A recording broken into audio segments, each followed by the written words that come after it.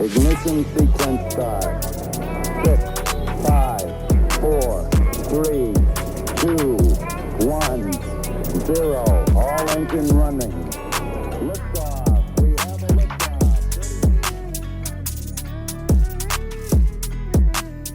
Ladies and gentlemen, welcome back to another episode of Orbital Takes. Today is Wednesday, October 12th, and today's episode is brought to you by Spaceflight Hub and Space with Spo, the only space accounts you need to be following online. Today, we're going to go over a couple updates with some NASA missions. We'll talk a little bit about SpaceX and their Starship stacking, and then we'll go into the launch and scrub of the week. And Pat, how you doing? How you been today? Been doing good, Chris. The DART mission had some exciting news today that we're going to get into, but yeah, how about you? I'm doing great. Our Jayhawks got rolled over the weekend. Well, I don't want to say rolled, but we didn't get rolled. The undefeated streak is up. I don't know how. Big weekend in Kansas City. I don't know how you guys won that game last night. I don't know if anybody watched that Chiefs Raiders. That was wild. We had no business winning that game last night. That was great, though. Absolutely no business.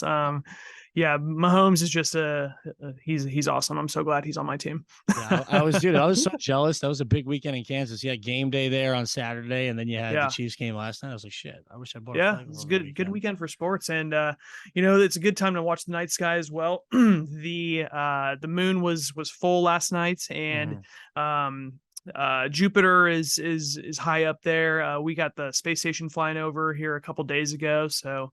I busted out my telescope a couple of days ago and looked at some of that. Yeah, that's like, did you see I think Jupiter was right up top right of the moon. Did you see that? It looked huge. Yeah. I got so many photos from my friends from that. They were like, is that Jupiter? I'm like, oh yeah. Yep. That's Jupiter, baby. Yeah, it's cool when you can kind of point out and be like, hey, you see that bright star there? Like, that's actually a planet, and people are typically interested.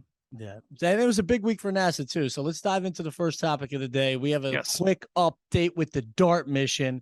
So I guess the data came back from the past 2 weeks, and they said it was a success. They successfully altered the asteroid's orbit. This marks humanity's first time, obviously, purposely changing the motion of an object in space intentionally, and this is huge for us. I mean, this should be a way bigger deal in my book. Like, we just successfully moved a fucking asteroid. And, I don't know. I kind of can sleep way better at night now. No, I mean, I'm not as worried now. 100%. It said it bumped slightly closer to the parent asteroid it orbits, and that its orbital period was shortened by 32 minutes. So what the hell does that mean? I have no idea. I'm not an orbital mechanic. But I think, it just demonstrates that, 32 minutes was, the orbital period was shortened to 32 minutes. That if that were to be a real test in a real time, we would do that, hopefully years in advance, and that 32 minutes would then, kind of exponentially ramp up, if you will, over time. So that little tiny nudge over time is going to get bigger and bigger. Massive. Yeah. And now I think we can confirm that instead of DART missions, we're going to have more ART missions, just asteroid redirection tests. I think they're going to have a whole new, wing for that. Instead of DART, just ART. You know what I mean? Just the ART guys. DAR, double asteroid redirect. It's not a test anymore. Yeah, you're right. The T is going to be gone. Yeah, the T is going to be gone. It's just going to be R. It's just R program. That's a good point. Shit, I didn't realize that. When do you think the next one's going to be? I don't think they've said. Have they? No. I'm not aware of another mission on the books like that. No. The next planetary defense mission we've talked about it on this show, is the NEO Surveyor, Near Earth Object Surveyor. It'll be, I think it's going to set at the Earth Moon L1, it's not the same one as James Webb, but it'll basically park itself there and just constantly look at the sky, looking for potentially objects that we haven't found yet.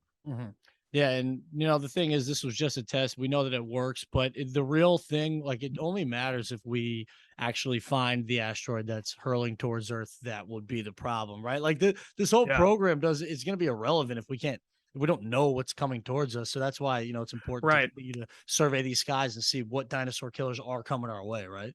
Yeah, the NEO Surveyor, several versions of this have tried and failed to become real missions.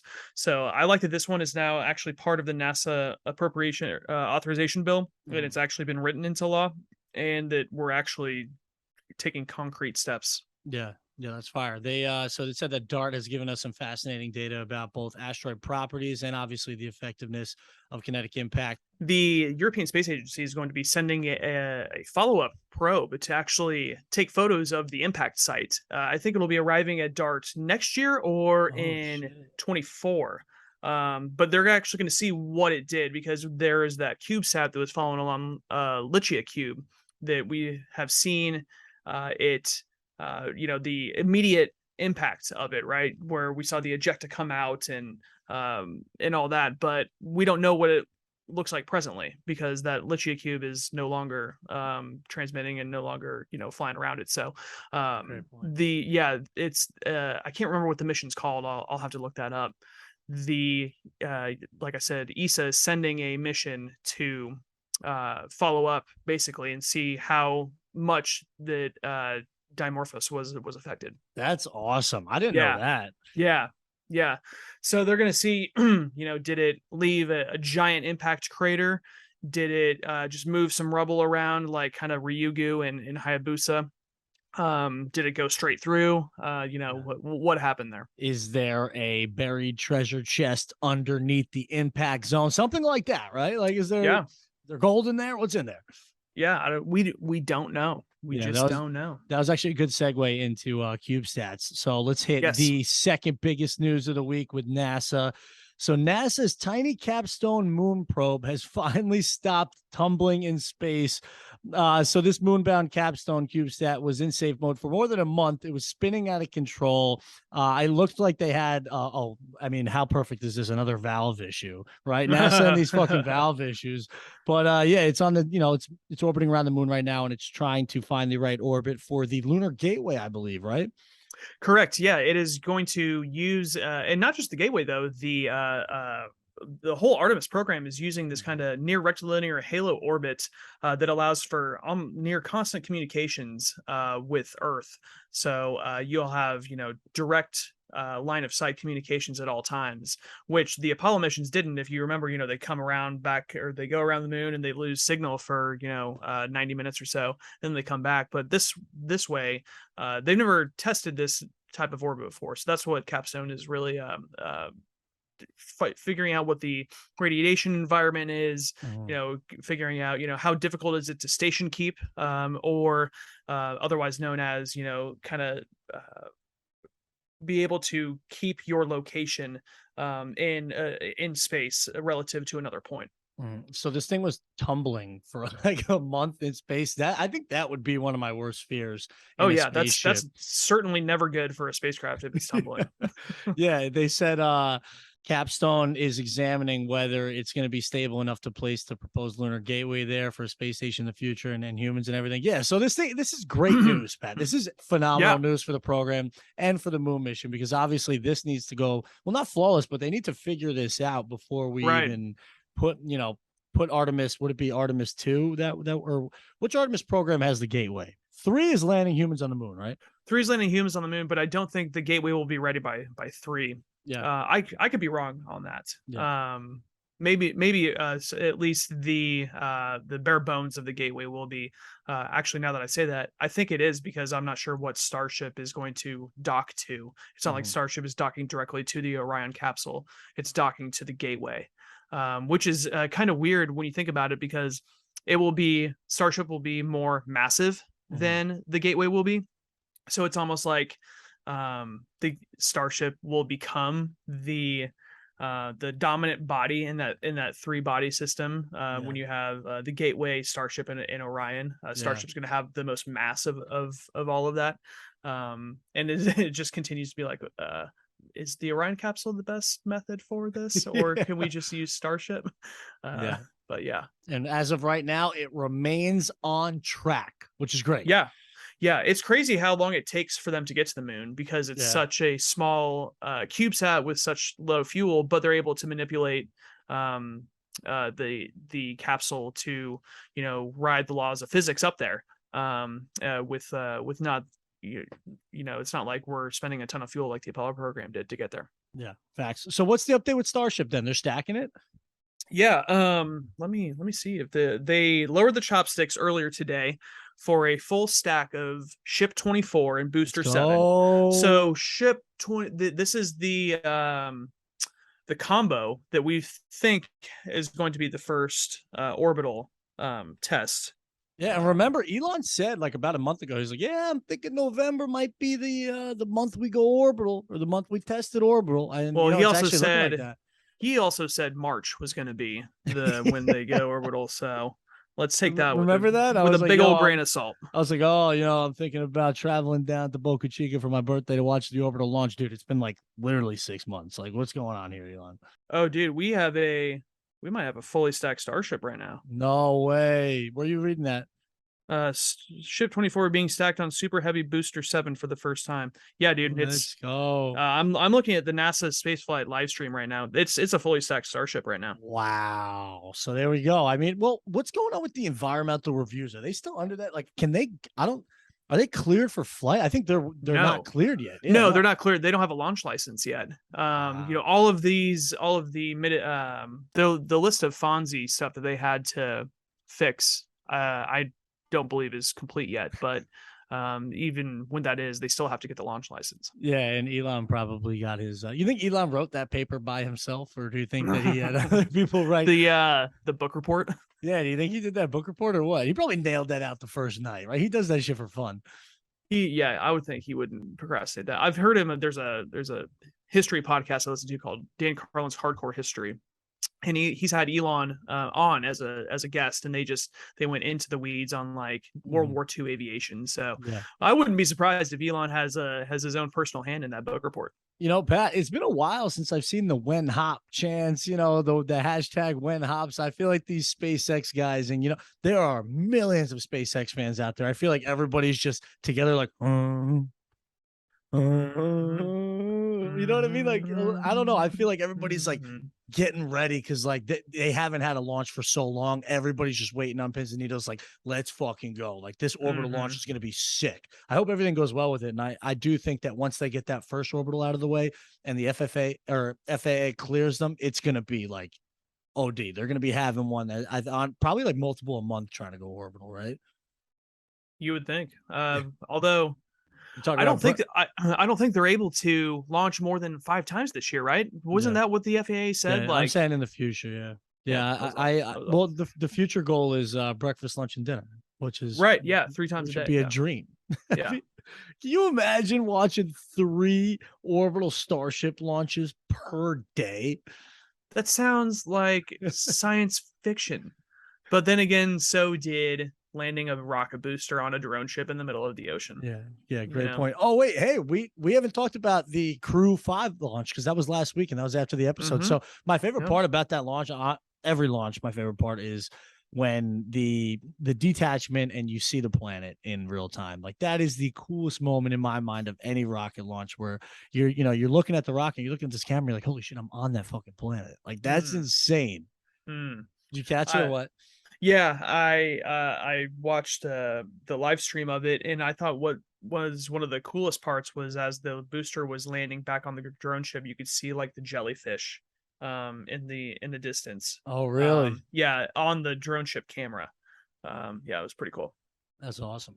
Yeah. All right, let's go into launch and scrub of the week. Everybody's favorite segment. Pat, should I kick us off, or do you want to kick us off here? What do you got? I will kick us off. All right, let's go. What is your launch of the week? My launch of the week is this incredible YouTube video of this guy with way too much time on his hands who built the universe in Minecraft. And it goes into all of these different nebula and solar system objects and black holes that, like, he's built all this stuff, and it looks real. Like, it's crazy.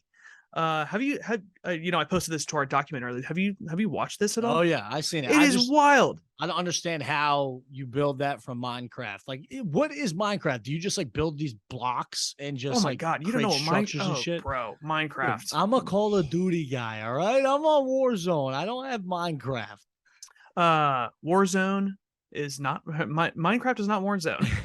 It is something to do very chill. No, but Minecraft is it's a world full of blocks, and you can create stuff from blocks. You can build stuff. You can use alchemy You can use fire to like forge all this different stuff. So it really just is a sandbox world. But this guy, Chris DeCow, builds like incredibly intricate and complex designs with these blocks. So he'll build like, castles and other historical landmarks and all this stuff. And this universe, he says, I built the entire universe in Minecraft. No way you built the entire universe, bro. Like, we don't know what the entire universe is. Yeah. That's my only thing I take exception to is his description of it. Yeah. How I built the entire universe in Minecraft. He built the observable universe. Let's get that right. All right. He built the observable Well, universe. He didn't even build the observable universe, because that would take fucking forever. Yeah, the guy built a couple of galaxies. He built the Eagles Nebula, which is, with the pillars of creation. Yeah, that's pretty cool. He did Gargantua from Interstellar, the black hole in Interstellar. He did our solar system, and he's done a few more things as well. And it took him, I think he said it took him 2 months to do all this. So the efforts and the time behind doing this is certainly not lost on me. Like, it's very, very, very impressive. Don't say it's the whole universe, though. That's pretty cool. And that actually leads me into my launch of the week, which is I'm going to launch the winner of the Nobel Prize. So if you go to Scientific American, they dropped a wild article this week titled "The Universe is Not Locally Real, and the Physics Nobel Prize Winners Proved It." And this is causing a lot of waves throughout the scientific community right now. Space people are freaking out. I mean, it's basically saying that reality is not what it seems, right? So try to follow along here. I'm just going to read a quick blurb from the article. One of the most unsettling discoveries in the past half century is that the universe is not locally real. Real, meaning that objects have definite properties independent of observation. So an apple can be red even when no one is looking at it, right? So local means objects can only be influenced by their surroundings, and that any influence cannot travel faster than light. So the issue here is that evidence shows that objects are not influenced solely by their surroundings, and they also may lack properties prior to measurement. So what we see may not really be what we see. And that's all. That's why I'm launching. What am I launching here? I want to launch the Nobel Prize. I mean, that's crazy. I mean, Einstein basically had this idea, but yeah, now we're all proving like reality might not be reality. Isn't that fucking wild? It might be that guy, like that guy that created that Minecraft thing from a universe. That might be what this universe is. Somebody with more intelligence, right? Created ours. This is me pouring a beer to comprehend what the hell that even means. Yeah, I mean, no idea what that means. It is a little confusing. And so it says Albert Einstein famously said to a friend, "Do you really believe that the moon is there when you are not looking at it?" I think what this is saying is that, like, maybe no, honestly, right? Like, it might not be. I don't even know how to comprehend that. Yeah, it's a little bit out of there. But hey, this is big space news, so had to hit it. All right, what's your scrub of the week? Going back to that, we've always heard that we live in a simulation in a video game. What if the Minecraft universe that guy built has just become reality for some poor little pixels in there? 100%, and that's us. Yeah. Oh man, I can't. Brain does not compute. I always say that like nothing we see is real time anyway, right? Like it takes a certain amount of time for light to bounce off objects and like for us to register it. So like nothing is really real time anyway. It's all just fucking so confusing. The universe. Oh my God. Shit. This is why I love space, but it's also like I literally cannot comprehend that. Especially on a Tuesday, man. All right. We have scrub of the week. Pat, what do you got? My scrub of the week, China banning Starlink. They have just came out and said that the Chinese government has touched base with Elon Musk and with SpaceX and said that Starlink will not be allowed in China within its borders. Joke's on China because they don't control space above there. And all it's going to take is some, brave souls to get a Starlink satellite. And I guess you have to have some kind of ground system, but also, how's China going to steal the technology if they're banning it?